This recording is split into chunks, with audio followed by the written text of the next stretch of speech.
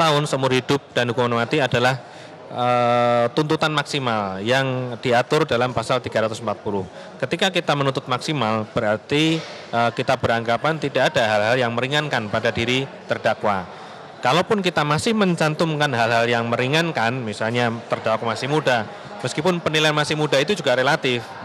Orang ada yang berpendapat masih muda itu masih bisa memperbaiki diri. Tetapi kenapa kita tidak berpikir yang sebaliknya?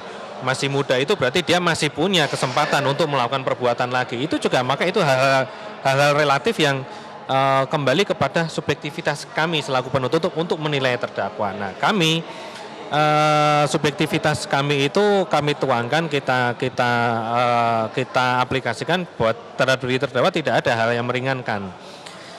Ketika kita menyentuh hal yang meringankan, maka kita tidak akan menuntut 20 tahun, mungkin 19 tahun, mungkin 18 tahun seperti itu. Tapi karena kita tidak ada hal-hal yang meringankan, maka kita berada pada satu pilihan, apakah 20 tahun, apakah seumur hidup atau hukuman mati. Tetapi ketika kita dipertanyakan kenapa memilih 20 tahun, nah itu juga satu hal yang mungkin sulit kita jelaskan karena itu adalah subjektivitas kami, bahwa kami memang tugasnya adalah harus mempersalahkan terdakwa, sama juga ketika penasihat hukum tugasnya adalah untuk membenarkan ataupun membela kepentingan terdakwa, maka penasihat hukum akan berpendapat terdakwa itu tidak layak, itu juga pada kewenangan belum, maka kami pun juga menggunakan kewenangan untuk menyatakan itu pilihan kami adalah 20 tahun seperti itu. Baik, pilihannya adalah 20 tahun karena tugas dari Anda ini adalah untuk menyalahkan terdakwa begitu ya. Tapi jika memang ada hal-hal yang mungkin Anda nilai, ada tidak sih keraguan-keraguan dalam kubu dari JPU sendiri sehingga hukumannya 20 tahun dan ini adalah hanya salah satu alasan karena misalkan Anda bertugas untuk menyalahkan terdakwa? Ya, artinya kami yakin kami tidak memiliki keraguan untuk menyalahkan ataupun itu kan adalah bagian dari pembuktian. Salah atau tidak itulah kesimpulan kami terhadap pembuktian. Ketika kami berhasil membuktikan, maka kesimpulan kami adalah terdakwa harus dituntut bersalah, kan seperti itu. Nah, hukuman kami itu adalah 20 tahun, itu adalah pilihan kami, dan menurut kami ketika kita sudah merasa yakin atau meyakini bahwa kami berhasil melakukan pembuktian dan menuntut bersalah, kami adalah tetap yakin dengan tuntutan kami bahwa kita berhasil membuktikan dakwaan seperti itu. Baik, Anda merasa sudah berhasil begitu ya membuktikan dakwaan yang sebelumnya dipasalkan begitu pasal 340 pembunuhan berencana. Kita masih ada pertanyaan begitu ya dari publik juga, bahkan dari saya juga, ini untuk kemungkinan lain kan seperti hukuman seumur hidup dan juga hukuman mati kan masih memungkinkan untuk diberikan, tapi kenapa? Lagi-lagi kenapa 20 tahun? Kenapa tidak yang lainnya jika memang jaksa benar-benar yakin bahwa terdakwa bersalah? Ya, artinya kan 20 tahun itu memang menurut kami adalah rasa keadilan kami 20 tahun. Dan tuntutan kami pun itu bukan sebuah vonis bagi terdakwa. Vonis adalah menjadi hak prerogatif dari majelis hakim. Dan majelis hakim pun bisa memiliki sebuah pendapat lain di luar dari pendapat penuntut umum. Ketika penuntut umum menganggap itu adalah hal yang subjektif, maka ketika sudah divonis oleh majelis hakim, maka secara hukum putusan dari majelis adalah suatu hal yang objektif. Nah, di sini hakim pun tidak ada larangan untuk kemudian menjatuhkan menjatuhkan pidana yang lebih berat, apakah seumur hidup atau hukuman mati. Tidak ada larangan apakah nanti memutus lebih berat dari tuntutan seperti itu. Jadi ya bagi kami kembali lagi bahwa itu adalah rasa keadilan kami terhadap terdakwa ya 20 tahun seperti itu, dan tidak kemudian tuntutan kami itu tidak kemudian membatasi dari putusan majelis hakim. Kalaupun nanti majelis hakim juga yakin dengan pembuktian kami dan kemudian merasa memiliki rasa keadilan sendiri yang diimplementasikan, dibutuhkan dalam putusannya seperti itu. Baik, terkait dengan informasi yang beredar, benarkah ada yang namanya istilah rentut atau rencana tuntutan sebelum jaksa penuntut umum dalam satu kasus ingin mengajukan tuntutan, ini harus berkoordinasi dulu atau berdiskusi dulu dengan para atasan yang ada di Kejaksaan Agung, benar seperti itu? Iya, kami memang dalam menyusun tuntutan tentu kita sifatnya konsultasi seperti itu. Kami pun kemarin juga melakukan konsultasi dengan internal juga dengan pimpinan seperti itu. Baik, lalu memang apakah memang ada perbedaannya begitu dari apa yang Anda ingin ajukan sebelumnya dengan tim yang memang menangani kasus ini dengan ketika sudah ada masukan dari pihak kejaksaan?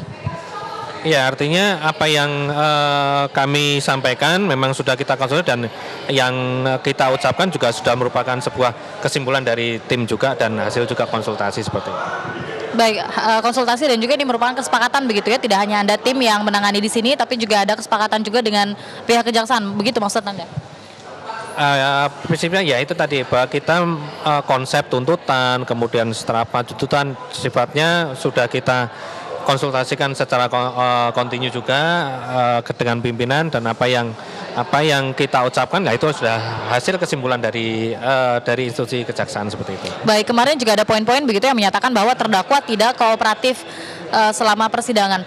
Maksud dari tidak kooperatif ini seperti apa? Apakah memang ketika perspektif begitu dari jaksa mengatakan bahwa terdakwa kooperatif adalah terdakwa harus mengakui perbuatannya sesuai dengan apa yang dicurigai oleh jaksa sebelumnya atau seperti apa?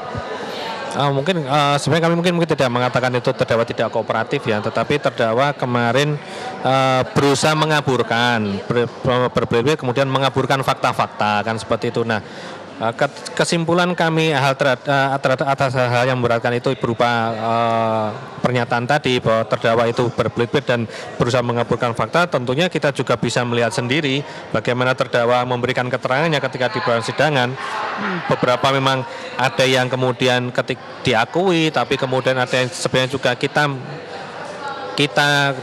penuntut umum juga meyakini atas suatu fakta, tetapi terdakwa mengatakan tidak yakin apakah itu tidak dengan bahasa dia. Nah, disitulah kami memiliki penilaian bahwa ya ada upaya pengaburan fakta dari terdakwa.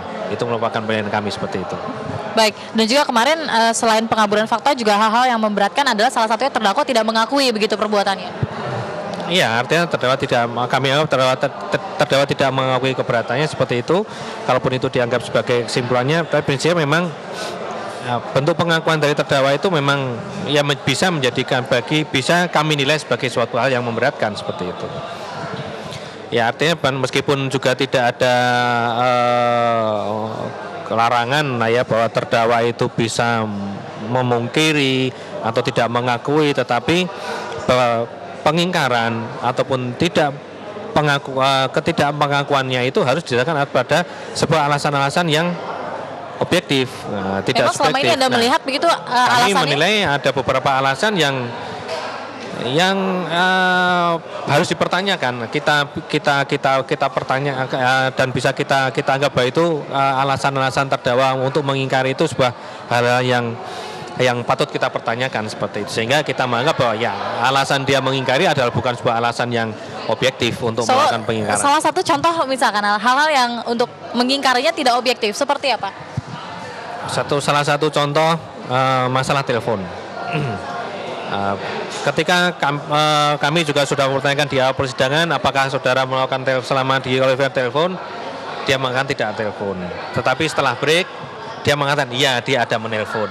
Maka disitulah kami melihat keterangan terdakwa ini sebuah keterangan yang tidak konsisten. Nah, di situ kita bisa menilai apakah terdakwa ini objektif tidak, meskipun dia tidak dilarang juga, tetapi menjadi hal yang memberatkan bagi kami bahwa terdakwa sudah berupaya mengaburkan fakta seperti itu. Baik, dan terkait dengan pledoi hari ini, harapannya apa dari pihak JPU sendiri? Apakah ada harapan-harapan khusus gitu, misalkan seperti tidak banyaknya hal-hal yang disampaikan di luar dari persidangan-persidangan sebelumnya, sehingga nanti repliknya tidak begitu banyak menambahkan? Ya, kita masih belum bisa menyampaikan dan mengomentari apa yang akan kita sampaikan dalam replik, karena kita tetap masih harus menunggu nota pembelaan dari penasihat hukum, dan kabarnya juga ada nota pembelaan sendiri dari terdakwa. Ya, kita akan kita lihat bagaimana, baru mungkin saya bisa memberikan komentar atau memberikan tanggapan tentang apa replik yang akan kita susun seperti itu. Baik, tadi kita lihat begitu ya, nota pembelaannya sampai 3.000 halaman. Tanggapan Anda? Saya lihat dari running text seperti itu. Ya, kita masih harus melihat dulu apa isinya, seperti apa materinya. Saya tidak bisa mengomentari dari hanya tebal atau tidaknya pembelaan tersebut. Baik, terima kasih sekali Mas Ardhito. Selamat bertugas begitu untuk siang hari ini. Ya.